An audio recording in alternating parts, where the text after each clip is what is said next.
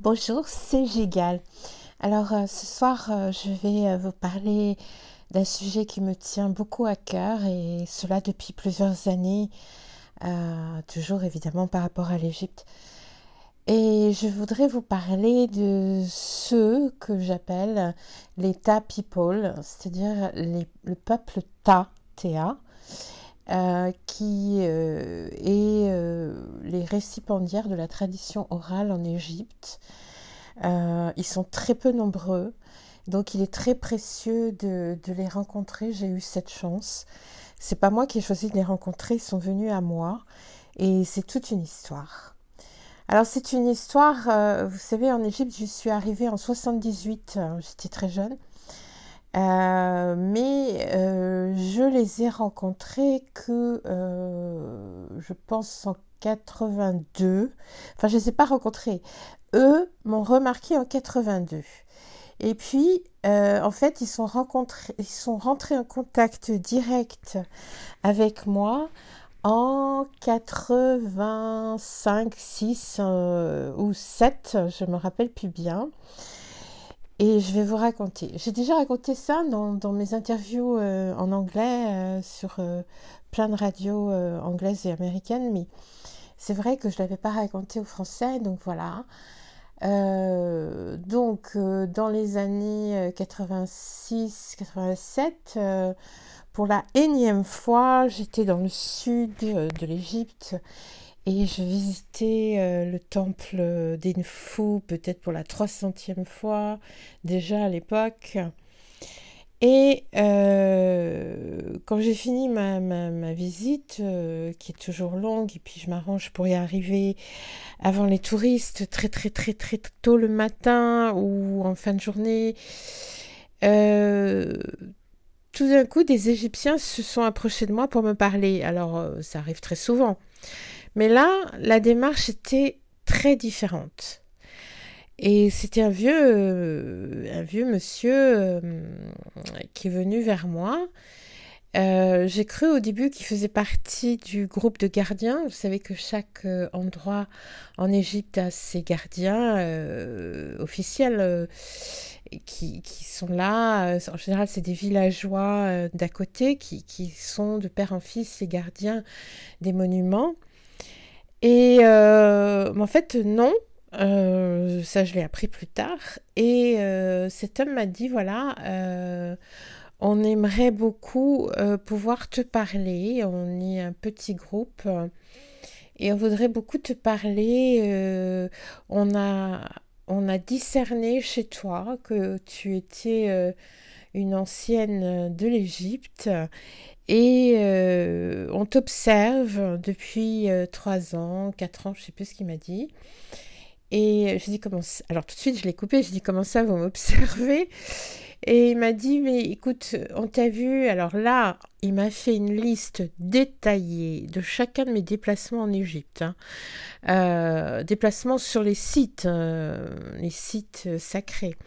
Mais vraiment détaillé. Il m'a dit par exemple telle année, tel mois, tel jour, tu as visité tel temple. Et tu l'as visité de la façon qui convient, c'est-à-dire en suivant la marche du soleil, tu étais habillé en bleu, tu étais accompagné d'un homme comme ceci, comme cela, ou de telle et telle personne. En telle année, tu étais à Luxor, tu as fait ça, tu as fait ci. Même ils m'ont parlé du nord de l'Égypte, hein. Telle année, tu étais à Fayoum, tu as fait ça, ci, ça. J'étais hallucinée parce que plein de questions venaient à ma tête. Je dis mais pourquoi vous m'espionnez? Alors ils m'ont dit non, on t'espionne pas, on est partout. On est partout, on est très peu nombreux, mais on a au moins un d'entre nous sur chaque site et on observe les gens qui passent, les touristes, les archéologues, tout ce qu'on veut, tout ce qui passe sur un site. Et on a décidé qu'on allait te donner certaines connaissances. On a décidé que ce serait toi à qui on donnerait certaines connaissances. Alors là, je dis, mais d'abord, quelles connaissances et ensuite, pourquoi moi?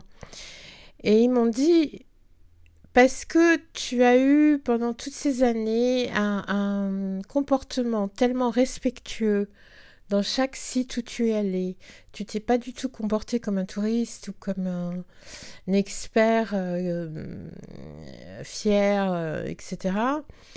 Tu as eu un comportement très respectueux et tu as toujours cherché à apprendre. C'est vrai que chaque fois je pose plein de questions dans tous les sites où je vais. Et ils m'ont dit, en plus, tu sais comment visiter les sites, tu fais comme un ancien égyptien, en fait. Tu vas dans les salles qu'il faut en premier, tu respectes les seuils. C'est vrai que je marque des temps d'arrêt sur chaque seuil. Enfin, je fais des choses que très peu de gens font, en fait. Et bref, me disent-ils, c'est toi à qui on a envie de passer certaines connaissances. Nous, on vient de la tradition orale, on s'appelle le peuple Ta, et voilà, on a envie de te parler. Alors, moi, j'ai dit, mais je suis très flattée, simplement, je ne sais pas ce que vous voulez m'apprendre, et puis pourquoi moi? Encore cette question. Ils m'ont dit, mais parce que nous, on doit passer une certaine connaissance à une femme. Ça doit être une femme pour le monde de demain, c'est une femme. Et il faut que ce soit par toi.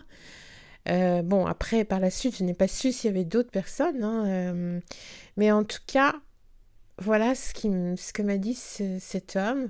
Et on s'est donné rendez-vous le soir même au bord, au bord d'un endroit que je connaissais bien pour parler. Et je me suis retrouvée avec cinq hommes, des hommes, vous savez, avec la galabeya, c'est-à-dire avec la robe très simple, des gens de la campagne, des hommes très fins, très, je sais pas comment dire, fins dans tout, en fait, tout leur aspect, c'est-à-dire que humble, gentil, très gentil et simple. Et bon, il faut dire que je parle égyptien, donc ça facilite pas mal les choses.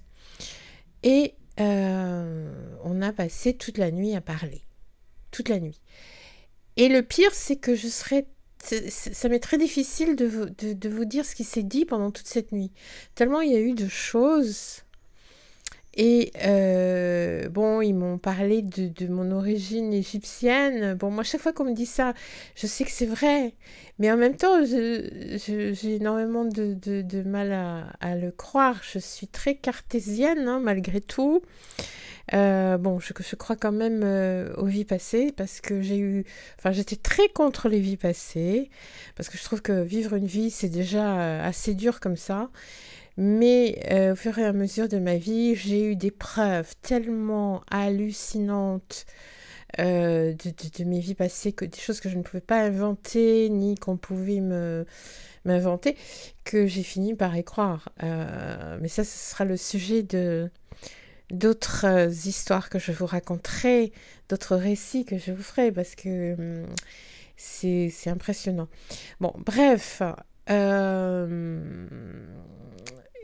je les ai rencontrés, ils m'ont expliqué plein de choses, et ils m'ont dit, voilà, alors moi, à la fin, j'ai dit, mais alors, quand est-ce qu'on se rencontre? Parce qu'ils m'ont dit, oui, alors on va commencer à t'enseigner des choses.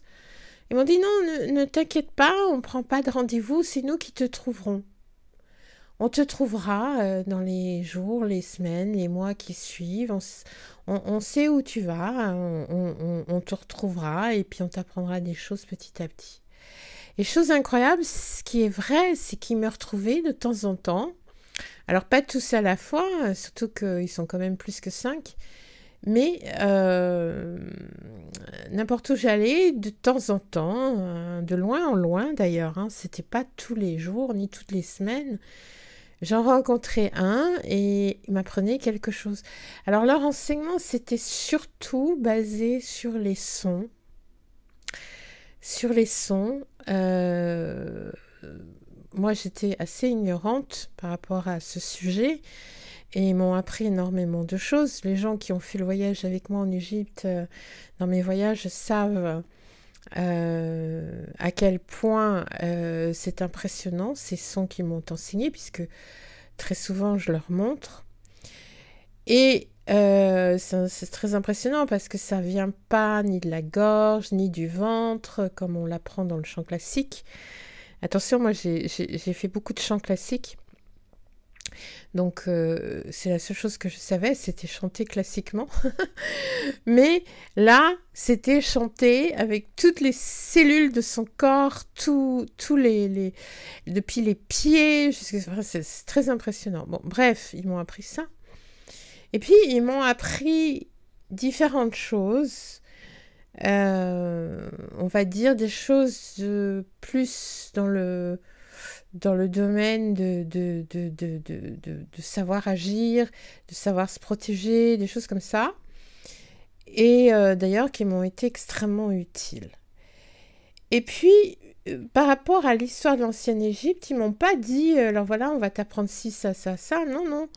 Ils m'ont dit, tu es sur le bon chemin, on va rien te dire, tu es sur le très bon chemin. Et puis, de toute façon, tu es poussé par tous les ancêtres. On a reconnu en toi le fait que les ancêtres, à travers toi, font passer des choses.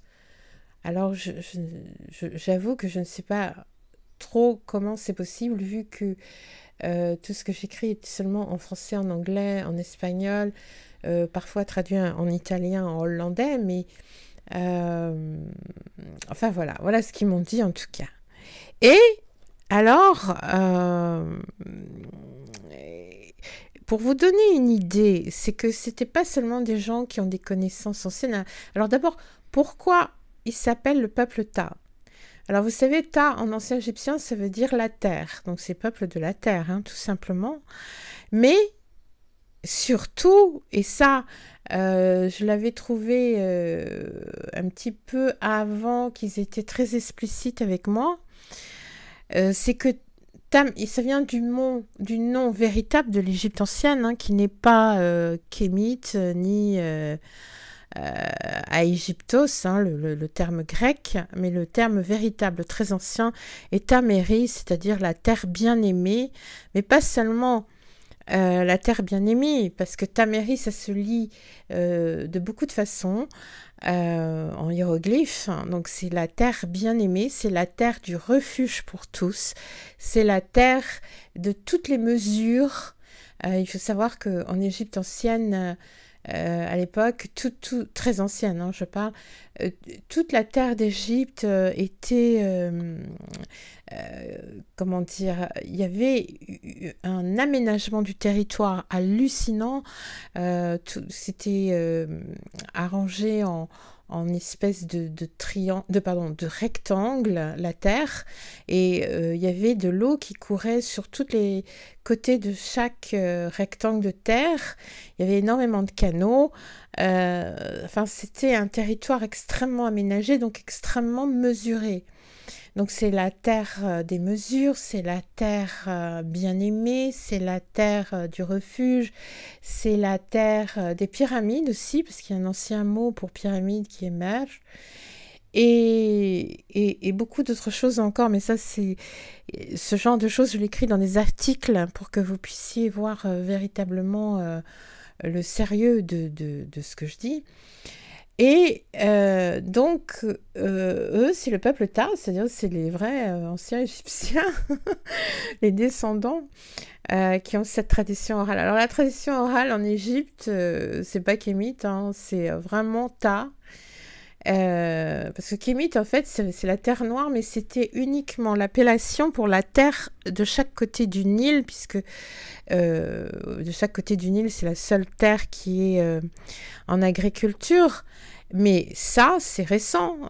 Enfin, ça date un peu avant les Romains, mais ça n'est pas le vrai nom de l'Égypte. C'était une petite partie de l'Égypte. Voilà. Donc, Tameri, c'est l'ancien nom véritable d'Égypte, ils me l'ont bien confirmé. Et puis, eh bien, nous avons affaire aux Tamériens hein, et pas aux Égyptiens.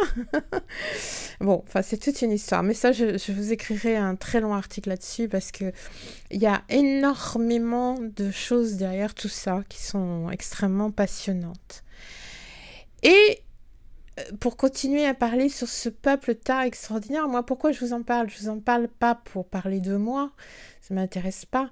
C'est pour vous donner du courage, parce que c'est pour vous montrer que des choses quand même extraordinaires existent toujours sur notre planète aujourd'hui, qu'il y a toujours des gens extraordinaires à trouver, parce qu'on est tellement entouré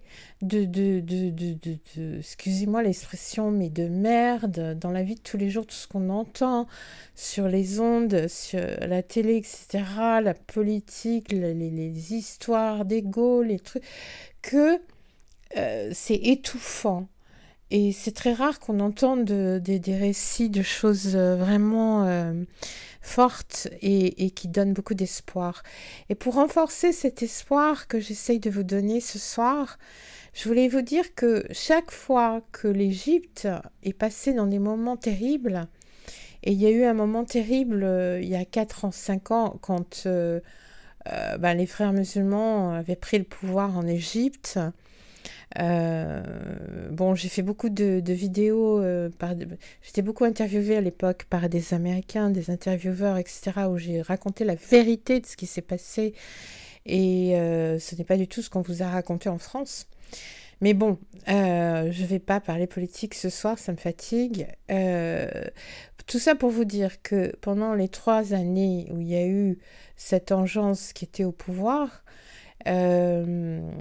toute l'Égypte était très déprimée et pensait qu'ils allaient passer leur vie, enfin au moins les 20-30 prochaines années comme ça, c'est-à-dire avec un gouvernement qui imposait des lois iniques, qui enlevait toutes les libertés et qui empêchait le pays de grandir, enfin au moins pour les ressources, c'est-à-dire ils fermaient tout, les mines, les raffinements d'essence, tout pour que les gens soient de plus en plus misérables.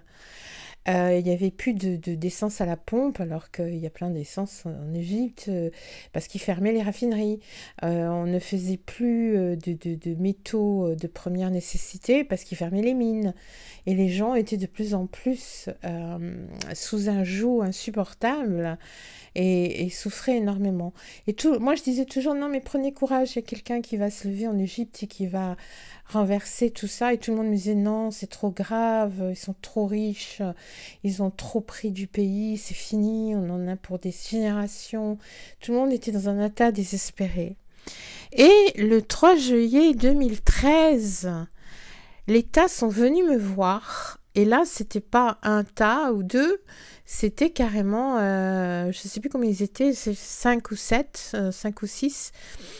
Et ils m'ont dit, voilà, tu vas écrire un message sur Internet, le message de notre peuple Ta, et tu vas le donner aux Égyptiens que tu connais et à tout le monde pour faire comprendre que très bientôt, l'Égypte sera à nouveau délivrée et que la lumière sera à nouveau. Et alors, je vais vous le lire aujourd'hui pour que vous voyez la beauté, parce que c'est des gens qui parlent en termes de poésie, en fait. Hein.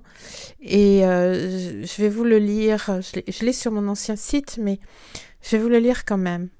Donc, ils ont intitulé ça « Message du peuple égyptien Ta ».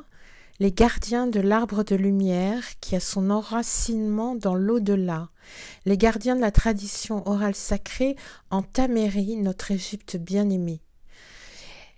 En toute clarté, nous disons, et ça ils l'ont répété 3 fois, le dragon tente de dévorer l'amour réfléchissant de la lumière lunaire, l'essence de la féminité et la splendeur de Ra.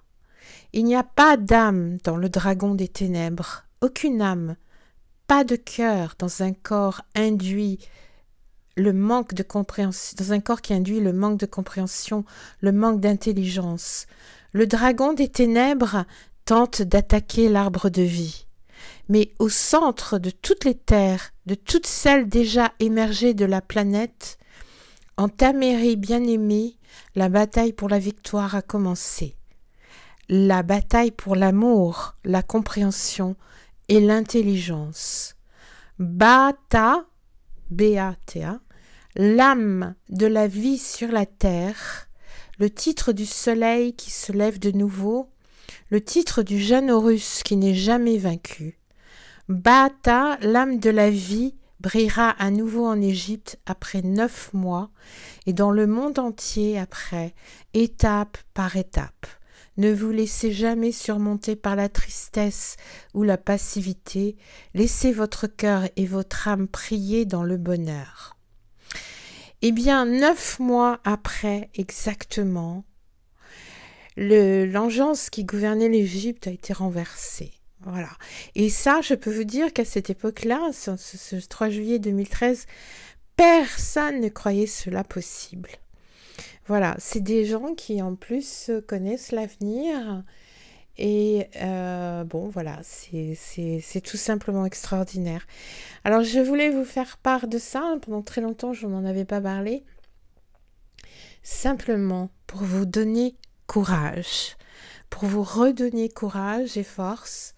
Sachez que l'extraordinaire existe toujours sur Terre, que la lumière la plus forte et la plus vive existe toujours et qu'il suffit de la chercher et vous la trouverez et prenez force et courage.